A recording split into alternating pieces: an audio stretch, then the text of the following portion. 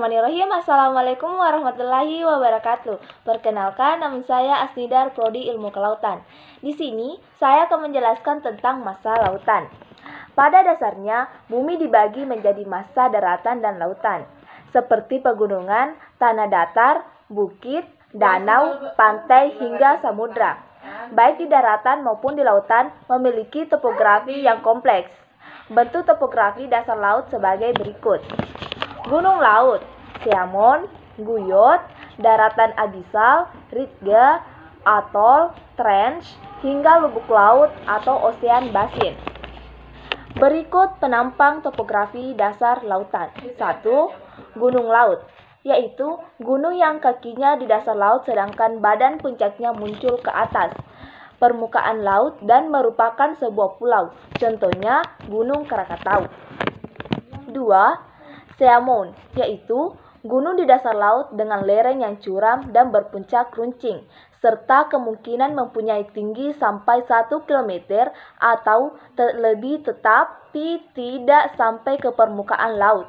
Contohnya St. Helena, Azores, dan Ascension di Laut Atlantik. 3. Guyot, yaitu gunung di dasar laut yang bentuknya serupa dengan Siamon, tetapi bagian puncaknya datar. Banyak terdapat di Laut Pasifik. 4. Punggung laut atau ridge, yaitu punggung pegunungan yang ada di dasar laut. Contoh punggung laut Sibolga. 5. Lubuk laut atau basin, yaitu dasar laut yang bentuknya bulat, cekung, yang terjadi karena ingresi. Contoh lubuk laut Sulu, lubuk Sulawesi. 6. Palung laut atau trench, yaitu bagian laut yang terdalam dan memanjang di dasar laut, memiliki kedalaman yang cukup besar. Contoh Palung Sunda, Palung Mindanao, Palung Mariana. Yang ketujuh yaitu atol, yaitu daerah yang terdiri dari kumpulan pulau-pulau yang sebagian tenggelam di bawah permukaan air dan ditandai oleh adanya terumbu karang yang mengelilinginya. Terima kasih.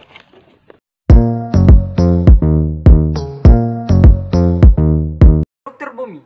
Bumi terdiri dari beberapa lapisan dengan kepadatan, density, dan komposisi yang berbeda. Yang pertama, atmosfer. Atmosfer adalah lapisan terluar dari macam-macam gas.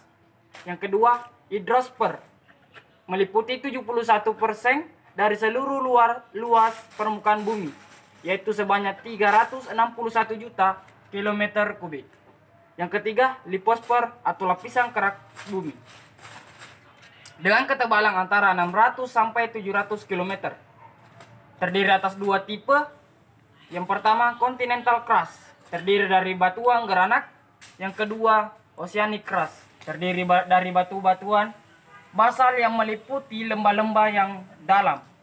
Yang keempat, atmosfer. Bagian atas lapisan lunak mengalir secara lambat, sedangkan dengan bagian bawah lapisan keras. Yang kelima atau yang terakhir yaitu central core, sangat padat, mengandung logam-logam, besi, dan nikel.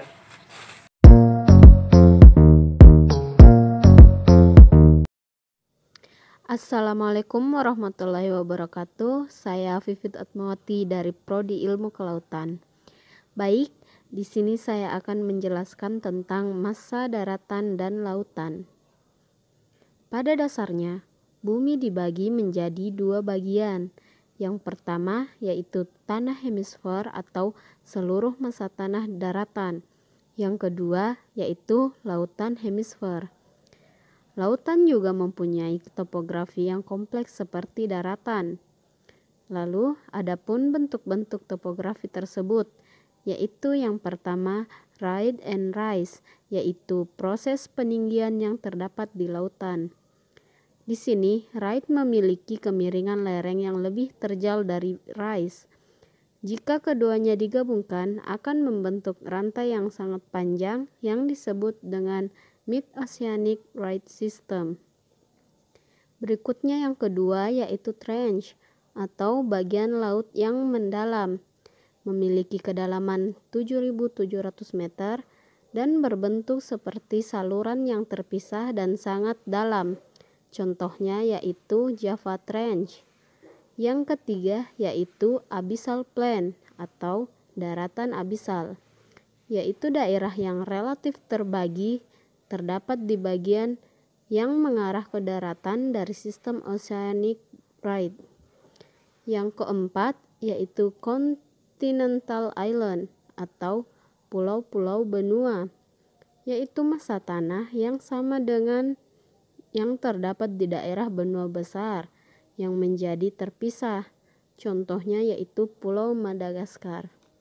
Selanjutnya yaitu island arch atau kumpulan pulau-pulau, di mana pulau tersebut terdiri dari batuan-batuan vulkanik dan sisa-sisa sedimen. Contohnya yaitu Kepulauan Indonesia. Yang keenam yaitu mid-oceanic volcanic island atau pulau-pulau vulkanik yang ada di tengah lautan dan jauh dari massa daratan. Berikutnya yang ketujuh yaitu atol-atol atau kumpulan pulau-pulau terumbu karang yang berbentuk melingkar seperti cincin yang mengelilingi lagon yang dangkal.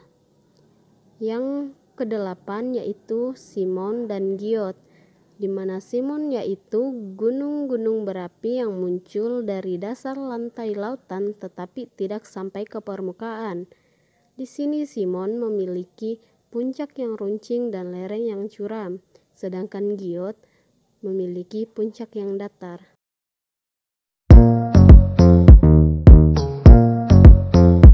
Warahmatullahi wabarakatuh. Perkenalkan, nama saya Triambar Larasati dari Prodi PSP. Baiklah, saya akan membawakan materi tentang pesisir dan pantai. Pesisir adalah permukaan bumi yang terletak antara pasang naik dan pasang surut. Pada waktu pasang naik, pesisir tertutup oleh air laut dan pada waktu pasang surut nampak berupa daratan. Adapun pantai, sebuah bentuk geografis yang terdiri dari pasir dan terdapat di daerah pesisir atau bagian daratan yang terdekat dengan laut. Perbatasan daratan dengan laut seolah-olah membentuk suhu garis yang disebut garis pantai. Garis pantai itu yang pertama, foreshore, bagian pantai pula dari muka air laut terendah sampai muka air laut pasang tertinggi. Kedua, backshore adalah merupakan bagian dari pantai mula dari muka air laut tertinggi sampai pada batas wilayah pesisir. Yang ketiga, offshore adalah merupakan daerah yang luas dari titik pasang surut terendah ke arah laut. Variasi perubahan relatif tinggi permukaan air laut.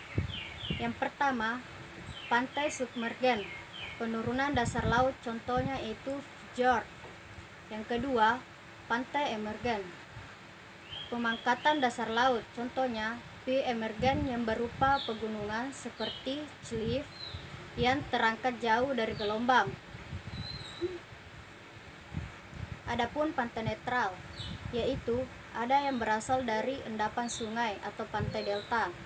Pantai vulkanis, pantai-pantai karang, gosong-gosong karang. Yang kedua, pantai majemuk, terjadi sebagai akibat dari terjadinya proses berulang kali mengalami perubahan relatif muka air laut. Adapun morfologi, yaitu pantai bertebing terjal, biasanya berbatu atau biasa disebut rock beach, berkelok-kelok dengan banyak terdapat gerak massa batuan. Proses ini menyebabkan tebing bergerak mundur, khususnya pada pantai yang berproses abrasinya aktif. Pantai gisik, pantai yang material sedimennya berasal dari endapan material hasil abrasi. Pantai berawa payau merupakan pantai yang tumbuh akibat adanya akresi atau sedimentasi ke arah laut.